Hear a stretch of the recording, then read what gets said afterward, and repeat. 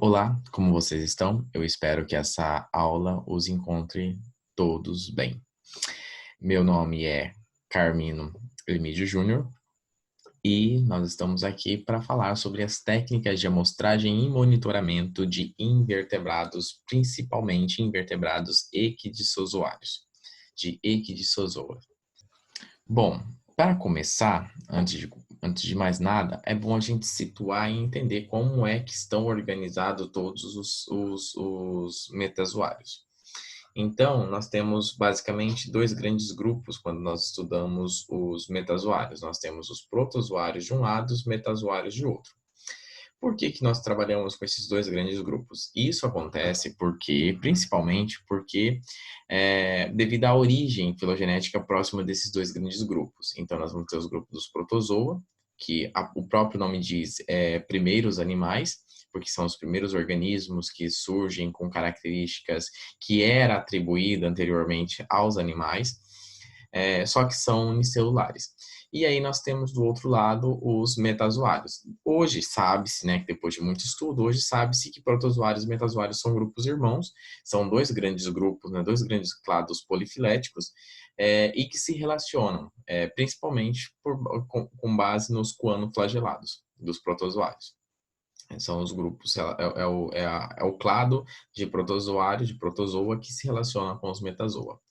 Bem, mas os metazoários, eles estão divididos em dois grandes grupos. A gente pode dividir os metazoários em dois grandes grupos, os invertebrados e os vertebrados. Os vertebrados são os metazoários mais derivados, enquanto que os invertebrados são os metazoários mais basais. Nem todos, né? Mas nós temos grandes grupos ali que são mais basais. Então, dentro dos invertebrados, nós vamos ter alguns grupos distintos. Nós temos os metazoários, conhecidos como metazoários basais, que entram com os poríferas e quinidária. Por que são os metazoários basais? Isso são porque eles estão na base. Quando a gente fala de metazoários, eles se encontram na base da relação filogenética, da árvore filogenética dos metazoários. Inclusive, porífera nem é considerado, como vocês estudaram lá em protozoa, eles nem são considerados animais verdadeiros, eles não entram no grupo dos eumetazoa. Então, dentro dos metazoários, nós vamos ter os eumetazoas e os parozoas. Os parozoas são os poríferas. A gente pode considerar, assim, animais verdadeiros e animais não verdadeiros. Por quê? Porque poríferas, os poríferas, eles têm algumas características em particular que não são compartilhadas com o restante dos metazoários e que são consideradas como características diagnósticas para definir um metazoário. Como uma das principais características, característica diagnóstica é a presença de tecidos verdadeiros. Porífera não tem tecido. Porífera ele tem um amontoado de células trabalhando de forma organizada, mas que não forma tecidos verdadeiros. Então, as células, elas não têm junções celulares, elas não têm junções, elas não têm a lâmina basal sustentando elas, formando um tecido verdadeiro. Inclusive, se você tirar uma célula de protozoário, uma célula de porífera e colocar ela em uma placa de Petri, é provável que ela sobreviva por bastante tempo sozinha, sem precisar estar ali em conjunto. Uma célula de um tecido, se você retirar uma célula do tecido e colocar em um meio de cultura, se ela não tiver, um outro conjunto de células ali perto, ela não sobrevive. Então, ela precisa, as células, elas não são independentes dentro de um tecido. E aí, a partir dos poríferas, nós vamos ter os quinidárias, que já são eumetazoas, né? Ou seja, são metazoários verdadeiros, porque apresentam tecidos verdadeiros. Nós temos a formação desses tecidos a partir de dois folhetos embrionários, né? Que são a mesoderme e a endoderme, que formam os tecidos dos quinidárias. E aí nós vamos ter os outros grupos de invertebrados, que nós vamos ter o superclado dos Lophotrochozoa e o superclado do Ichthyozoa. Claro que nós temos outros metazoários basais, mas eu não coloquei ali para não ficar muito extenso esse cladograminha, esse esqueminha. Mas aí nós vamos ter os Lophotrochozoa. Quem são os Lophotrochozoa? Os Lophotrochozoa são todos os invertebrados que apresentam corpo mole. Vai entrar aí as minhocas e vai entrar também os moluscos, os rotíferas e uma série de outros organismos que tem esse corpo mole. Ele não tem nenhuma proteção revestindo o corpo, a não ser alguns moluscos que vai apresentar uma concha calcárica que reveste o corpo. Mas de forma geral eles são moles. E aí nós vamos ter o grupo dos Ecdysozoa, que são os ecdysozoários, né, que são aqueles organismos que apresentam uma proteção externa ao corpo, que é formado por um exoesqueleto de quitina. Então eles apresentam um exoesqueleto e reveste e protege ele. Ecdysozoários é o foco da nossa aula e é o grupo mais abundante de metazoários. Nós temos 95% de todas as espécies de metazoários são invertebrados, e desses 95% de invertebrados, cerca de 90% são Ecdysozoa. Bem, mas para começar, antes de começar, só saindo dessa pequena introdução para conceituar vocês como funciona o reino dos metazoários, antes de começar a nossa aula, é sempre bom vocês terem em mente algumas perguntas que vão nortear todo o estudo de vocês. E sempre, tudo que vocês forem fazer, vocês utilizem essas três perguntas básicas para fazer os estudos de vocês. De qualquer organismo, independente se for metazoário, for uma planta, ou for um fungo, enfim. O que é este organismo, né? Então, vamos definir o que é esse organismo. Então, a biologia ela precisa de definição. Nós temos uma dificuldade muito grande de definir as questões dentro da biologia, mas nós precisamos. Então, o que é, no nosso caso, como nós estamos trabalhando com metazoário, então, o que é um metazoário? O que é um animal? Como que eu defino um metazoário? Quais são as características diagnósticas que eu posso utilizar para falar isso aqui é um metazoário e isso aqui é uma planta? E isso distingue, o metazoário distingue da planta porque tem essas características. Então, toda vez que eu ver esse organismo, eu vou saber que ele é um metazoário e não uma planta. Então, nós temos que aprender a fazer isso, a definir os organismos que nós estamos trabalhando. No nosso caso, o que é um animal? A outra pergunta que nós temos sempre ter em mente é qual é a sua origem? Bom, nós sabemos o que é o organismo, nós sabemos qual é a definição daquele organismo, mas qual é a origem daquele organismo? De onde ele vem? A partir de quais grupos que ele... Como eu disse ali atrás, anteriormente, acredita-se que todos os metazoários eles derivaram de um grupo de protozoários chamado Choanoflagellata, que é um grupo de protozoários que apresenta um flagelo na região posterior, como os espermatozoides dos vertebrados, dos metazoários mais derivados. Então, qual é a sua origem? De onde que ele vem, para onde que ele vai? Isso a gente tem que saber, a gente tem que responder, são perguntas que têm que ser feitas. E a outra pergunta que é muito importante quando a gente vai fazer qualquer tipo de estudo com qualquer organismo é qual a importância desse organismo, qual a sua importância? Então, nós temos que lembrar sempre, nunca esquecer, qual é a importância desses organismos. Então, para conceituar, antes de falar sobre essas três perguntas anteriores aqui, de o que é um animal, né? O que é um metazoário, como eu defino o metazoário, qual é a origem dele, que ele surge a partir dos Choanoflagellata, também já dando uma prévia, o que é um animal? O animal basicamente tem que apresentar tecidos verdadeiros, se não apresenta tecidos verdadeiros, não é um animal, e ser heterótrofos, né? Ou seja, não se utilizar não produzir seu próprio alimento, ter que utilizar de outras fontes de energia para obter seu próprio alimento.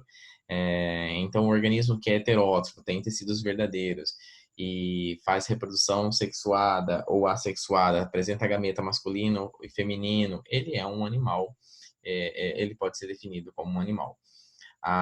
E qual é a sua importância, né? Então, nós temos importância ecológica, nós temos importância social, importância médica, enfim, nós temos uma infinidade de importância quando nós estamos tratando de metazoários.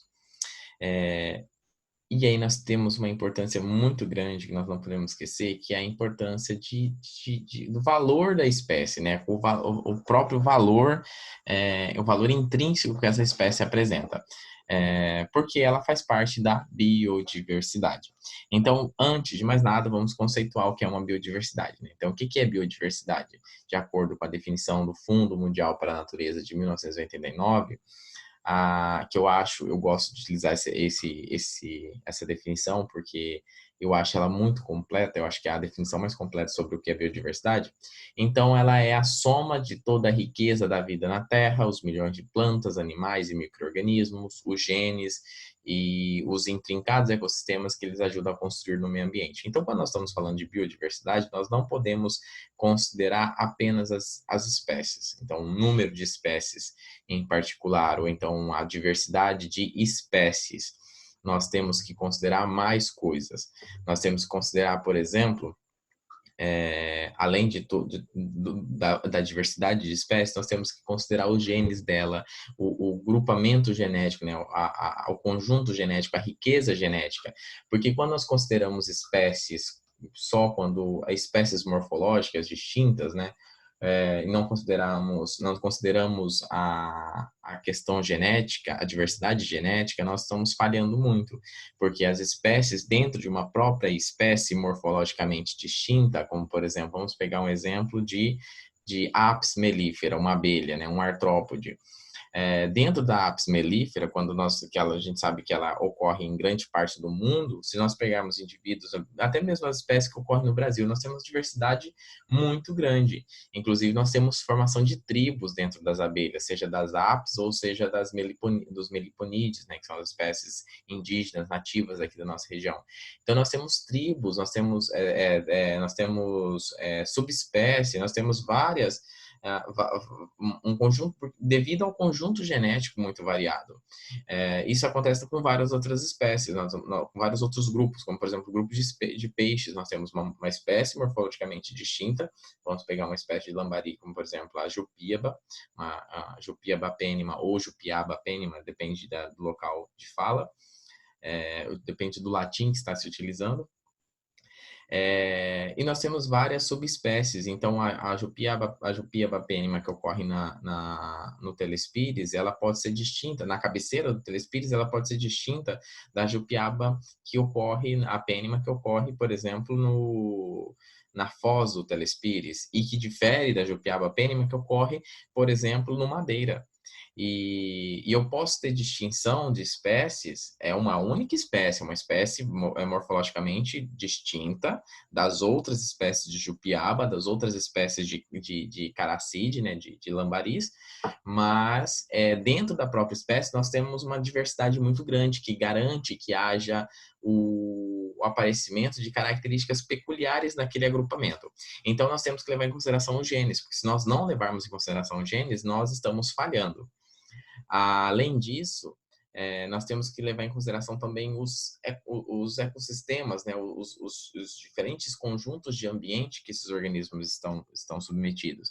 Porque, por exemplo, nesse caso da diversidade genética, para criar diversidade morfológica dentro de uma mesma espécie, um dos motivos para que surja, para que ocorra isso, estar submetidos a diferentes ecossistemas, diferentes ambientes com pressões locais, com pressões ambientais diferentes. Então, eles vão se adaptando, os genes vão se adaptando. Então, se nós considerarmos somente espécies morfologicamente distintas, por exemplo, a Jupiaba pênima, ela tem tais características, tem tantas escamas ao longo da linha lateral. Ou então vamos considerar a Apis mellifera, né? Vamos pegar as abelhas aqui.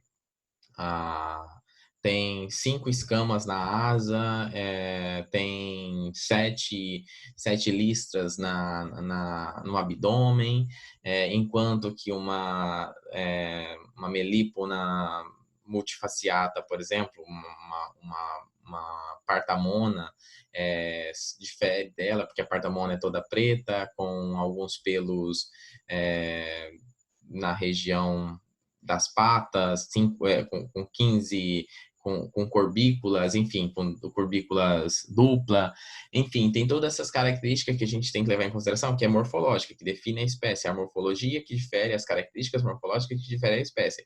Mas quando nós pegamos essa espécie e olhamos ela, mais próximo, né, com populações vindas diferentes locais, nós vamos ver que essas mesmas características, elas têm algumas diferencinhas dentro da mesma espécie. Isso é devido ao conjunto genético, isso é devido à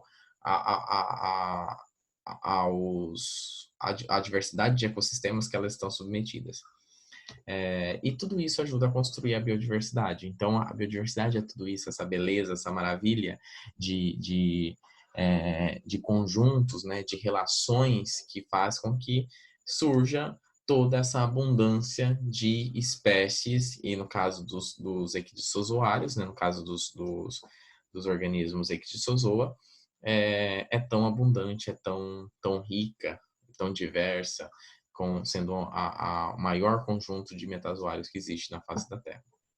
Então, nunca, quando a gente está considerando biodiversidade, a gente pode considerar as espécies morfológicas isoladas. Nós temos que considerar as espécies morfológicas, mas nós temos que levar em consideração o conjunto genético que está disponível ali naquele ambiente. Nós temos que levar em consideração o conjunto de ecossistemas que está disponível e toda essa interação relacionada entre organismos, espécies, indivíduos, com genes e também com ambientes, criando toda essa biodiversidade.